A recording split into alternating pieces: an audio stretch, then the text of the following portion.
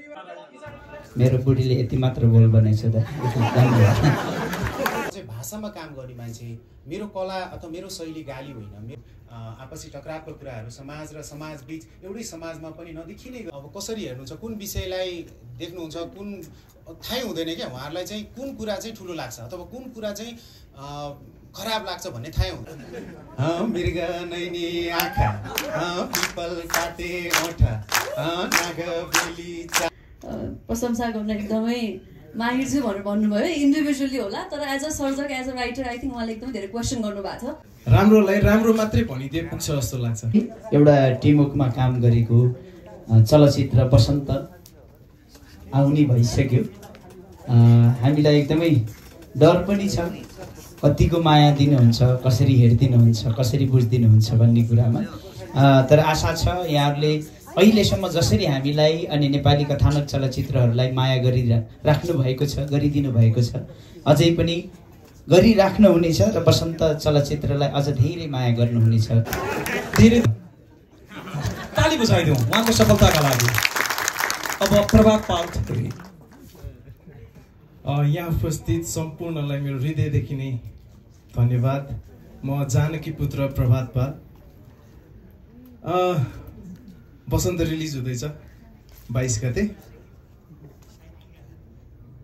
अब चाहिँ म देखिरहेको छु यहाँ मिडियाको हाम्रो दाजुभाइहरू कलाकारहरू सबैजना देखिरहेको छु अब चाहिँ हामीहरू एकजुट भई अघि बढ्न जरुरी छ जस्तो लाग्छ राम्रोलाई राम्रो मात्रै भनिदिए पुग्छ जस्तो लाग्छ किनभने डाइरेक्टली इन्डाइरेक्टली कुनै एउटा फिल्म कुनै एउटा भिडियो म्युजिक भिडियो राम्रो सफल हुनु भनेको हामी सबैजनालाई फाइदा हो एउटा मुभी राम्रो हुने बित्तिकै 100औं मुभी बन्छ 100औं मुभी बन्ने बित्तिकै हामी सबैजनाले रोजगार पाउँछौँ काम पाउँछौँ सबैको कथा समेटिन्छ इक्जाम्पल साउथको फिल्मलाई लिउँ न साउथ भनेको इन्डियाको कुनाको टुप्पो हो क्या कर्नाटका तेलङ्गाना आन्ध्र प्रदेश केरला कर्नाटका म इन्डिया पढेको भएर साउथको मुभी हामीहरूले मान्नुपर्छ हामीले खोजी हेर्छौँ क्या डब भएको युट्युबमा हेर्छौँ अथवा ओटिटी प्लेटफर्ममा हेर्छौँ हामीले यही अडियन्स होइन त एक हप्तासम्म नेपालको हल प्याक गरिदिने हामी यही अडियन्स होइन त किन भन्दाखेरि उनीहरू एकजुट भएर विश्व खाएको बलिउडलाई तल झारेर अस्करै खायो कि तिनीहरूले इन्टरनेटमा हेरेको थिएँ लक्ष्मी प्रसाद देवकोटा उद्देश्य केलिनु उडी छुनु चन्द्रएका मेरो पनि सपना छ नेपाली फिल्म उनीहरूले उनीहरूकै पैसामा उनीहरूकै ओटिटी प्लेटफर्ममा खोजी हेरोस् मेरो एउटा सपना छ र बसन्तमा यो प्रेमको पनि एउटा सपना छ त्यो हेर्नलाई चाहिँ चैत्र 22 गते तपाईँ सबैजना आउनै पर्छ हस् धन्यवाद मान्छे केही सल्लाह गर्दै गरे हो ए ओके दुखिरहेछ घाँटी चाँडो निकोस् ओके तर जति बोल्न सकिन्छ केही भनिदिउँला नमस्ते सबैजनालाई आज यहाँ आइदिनु भएकोमा धेरै धेरै धन्यवाद दिन चाहन्छु अब सबैजना चैत 22 गते हाम्रो बसन्त मुभी हेर्न आउनु होला थ्याङ्क यू सबैलाई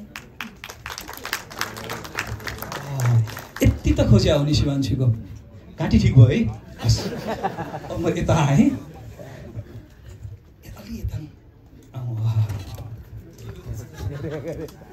कतिवटा ब्याङ्कमा एकाउन्ट छ अबका लागि प्रकाश सपुत चलचित्रको भाषामा चाहिँ अलिकति कस्तो होला त भन्ने खालको कौतूहलता यो टेलरले जगाए कि जगाएन भन्ने एकदमै नर्भस फिल भयो सो टेलर जस्तो बनाएछ कि छैन भन्ने कस्तो बन्यो भन्नु त एकचोटि कस्तो लाग्यो मन नराख्नु न कस्तो लाग्यो साइड पनि छौँ अलिकति नर्भस पनि छौँ चैत 22 गते यो एउटा बसन्त 2062-63 को पृष्ठभूमिमा बनेको एउटा कथा जसमा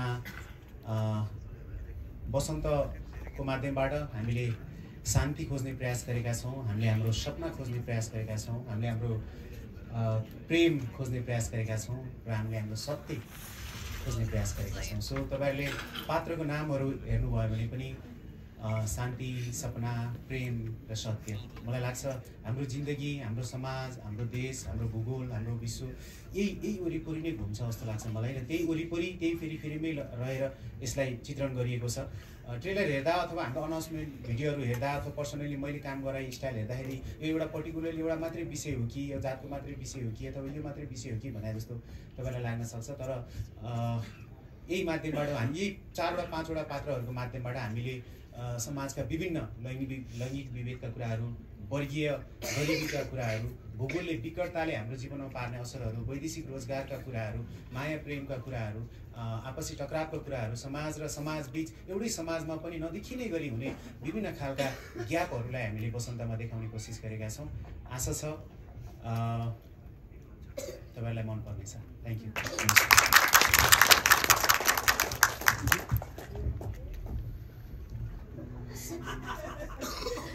यहाँ उपस्थित सबैजनामा मेरो नमस्कार।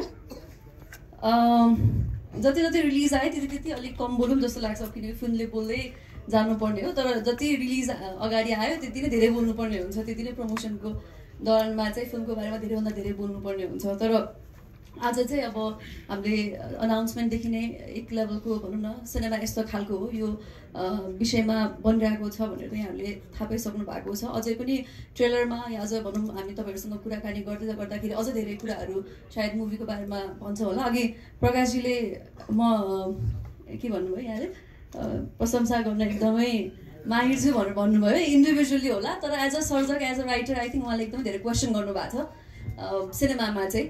लिडर्सहरूलाई क्वेसन गर्नुभएको छ, समाजलाई क्वेसन गर्नुभएको छ होइन।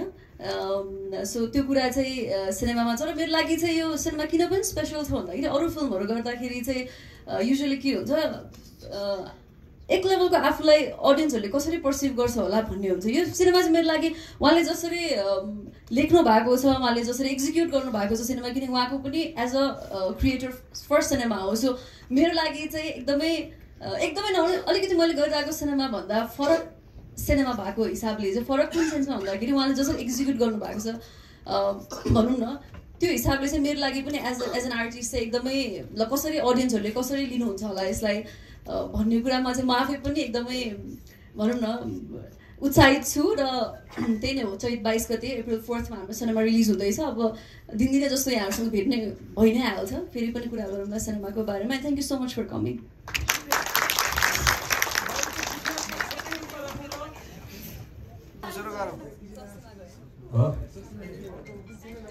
सरी है बब्लु यही छ। मृग नैनी आँखा, पिपल काटे ओठा, नाग बेली चाल, 32 गुणलाई जित्ने केही छैन छोटा, ए माया त गरिस् कान्छा बिना सधैँको। Thank you.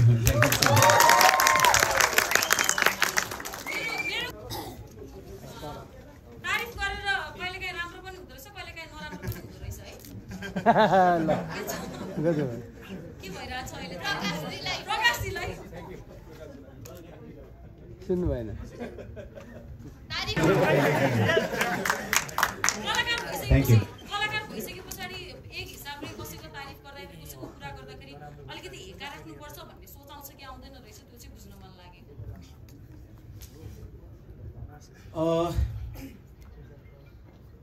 के भन्नुभयो बुझेन कि अलिक प्रश्न सोध्नु न।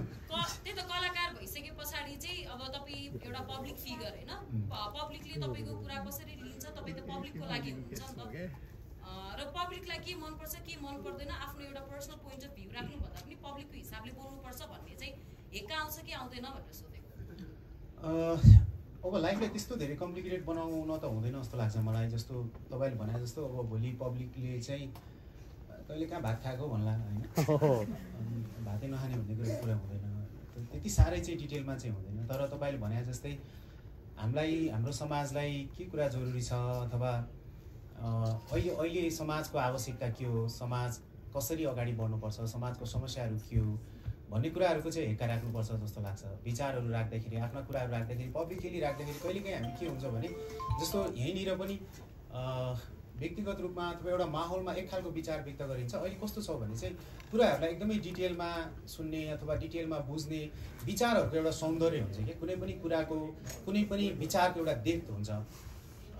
त्यो म चाहिँ कलामा काम गर्ने मान्छे, म चाहिँ भाषामा काम गर्ने मान्छे, मेरो कला अथवा मेरो शैली गाली होइन, मेरो शैली कलाकारिता हो, मेरो शैली भाषा हो, मेरो शैली सौन्दर्य हो, मेरो शैली विश्लेषण हो, मेरो शैली समीक्षा हो। म भनौँ न तपाईँले भने जस्तो कुनै व्यक्तिको अथवा कुनै अडियन्स मात्रैको, जनता मात्रैको अथवा दर्शक मात्रैको, नेता मात्रैको, सरकार मात्रैको, राजनीति मात्रैको होइन। म चाहिँ एउटा स्वतन्त्र सर्जक हुँ जसले समाजलाई पनि छुट्टै तरिकाले हेर्छ, जसले समाजलाई शासन गरेकाहरूलाई पनि छुट्टै तरिकाले हेर्छ, दुवैजनालाई हेर्छ, उनीहरूलाई पनि प्रश्न गर्छ र समाजको चेतनामाथि पनि प्रश्न गर्छ। सो तपाईँलाई भने जस्तो समाजले जे भन्छ त्यही भन्ने पनि हुँदैन र अरू कोही कसैलाई चाहिँ त एकदमै राम्रो हो भन्ने पनि हुँदैन। सो हामी सर्जकहरू चाहिँ बिचमा रहेर तटस्थ बसेर यो अहिलेबाट होइन धेरै पहिलादेखि नै सर्जकहरू कहिलेकाहीँ चाहिँ उनीहरूको आफ्नो धरातल के हो, आफ्नो रुट के हो भन्ने कुरामा कहिलेकाहीँ सर्जकहरूमा प्रश्न गर्ने गरिन्छ। म मात्र होइन, धेरै राम्रा धेरै ऐतिहासिक सर्जकहरूको पनि एउटा समस्या चाहिँ के हुनसक्छ भने खास के कसरी सोच्छ त कुराहरूलाई भन्ने एउटा प्रश्न चाहिँ सदैव रहन्छ कि किनभने उसले सबै कुरालाई विश्लेषण गर्छ, सबै कुराहरूलाई प्रश्नको नजरले हेर्छ, सबै कुराहरूलाई प्रेमको नजरले हेर्न सक्छ, सबै कुराहरूलाई सम्भावनाको नजरले हेर्न सक्छ। सो मेरो नजरहरू पनि त्यस्तै अरूको भन्दा केही फरक चाहिँ हुन सक्ला। तर तपाईँले भने जस्तो अब त्यस्तो कसैले केही भन्यो भनेर त्यही कुरा नै मैले सोच्नुपर्छ भन्नुपर्छ भन्ने हेक्का चाहिँ राखेर त्यति साह्रै लाइफलाई कम्प्लिकेटेड बनाउनुहुन्छ जस्तो एउटा सर्जक चाहिँ पक्षपाती हुनुपर्छ जस्तो चाहिँ मलाई लाग्दैन। गीत आउँदाखेरि पनि जब हुन्छ नि कुनै पनि राजनीतिक मुद्दा हुन्छ त्यो बेलामा चाहिँ जब गीतमा पनि सेन्सर नलाग्ने पक्षमा चाहिँ तपाईँको गीत पनि पहिला केही अगाडि चाहिँ गीतको अंशहरू पनि काट्न लगाइएको थियो होइन। अब यो बेला पनि काहीँ न काहीँ अब अलिकति राजनीतिक मुद्दाहरू देखि नै रहेको छ। स्वस्तिमाजीले भने जस्तै लिडरहरूलाई पनि प्रश्न गर्नुभएको छ भनेर भन्नुभएको छ होइन। सेन्सरको टाइममा चाहिँ त्यसमा चाहिँ हस्तक्षेप होला भन्ने लाग्छ कि लाग्दैन तपाईँलाई? अब अहिलेसम्मको प्र्याक्टिसमा चाहिँ अब सेन्सरको नजर अब के कुरामा पर्छ भन्ने कुरा हुन्छ कि जस्तो पहिलो कुरा त सेन्सरै गर्ने कि नगर्ने भन्ने प्रश्न उठिरहेको बेलामा चाहिँ अब सेन्सरमा भएकाहरूले चाहिँ अब कसरी हेर्नुहुन्छ, कुन विषयलाई देख्नुहुन्छ, कुन थाहै हुँदैन क्या उहाँहरूलाई चाहिँ कुन कुरा चाहिँ ठुलो लाग्छ अथवा कुन कुरा चाहिँ खराब लाग्छ भन्ने थाहै हुँदैन। जस्तो हामी सबै इन्डिभिजुअल छौँ, हाम्रो नीति कमजोर भएको देशमा, तपाईँको संविधान कानुन अस्थिरता भएको देशमा चाहिँ मान्छेहरूलाई चाहिँ अस्थिर समयमा छौँ यतिखेर चाहिँ त्यो अब सेन्सरमा बसेका 5 जना होला, कतिजना मेरो पहिलो फिल्म हो, मलाई कसरी हेर्नुहुन्छ, कसरी सेन्सर गर्नुहुन्छ प्र्याक्टिस छैन। तर मलाई लाग्छ अब एकजना कसैलाई चित्त बुझेन भने पनि नेपालमा एउटा व्यक्ति यति धेरै पावरफुल भइदिन्छ कि अब उसले चाहिँ होइन यो त राख्नु हुँदैन भनेर केही फन्डा झिक्दिन पनि सक्छ। अब अहिले मैले त्यसरी त सोचेको छैन, सलल्ल कथा नदी बगे जस्तो बगेको छ जस्तो मलाई विश्वास छ। अब कुनै पनि सर्जकलाई लाग्दैन कि यो पार्ट चाहिँ सेन्सर हान्छ होला भनेर, नभए त पहिले खर्च नै गरिँदैन त्यस्तो। स्वस्तिमाजीलाई थ्याङ्क यू।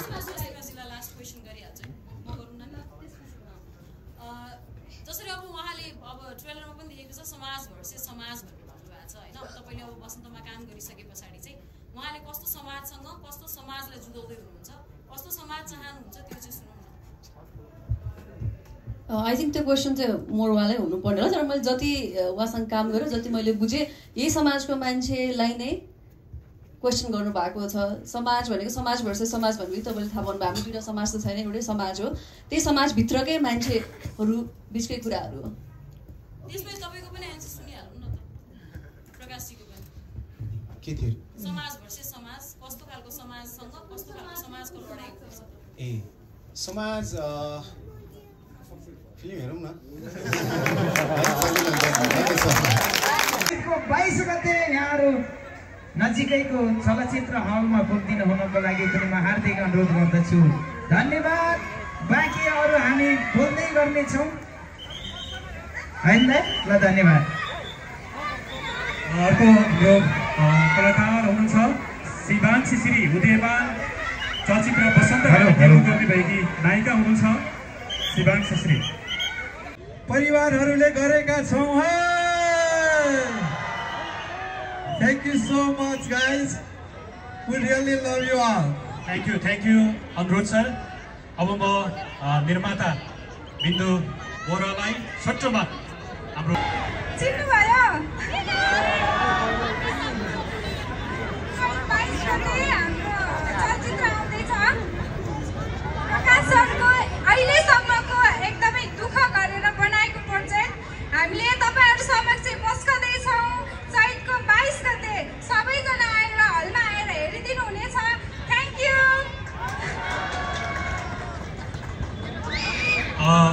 यसपछि म छोटोमा अडियन्सलाई के छ निर्माताको कार्यकारी निर्माताको तर्फबाट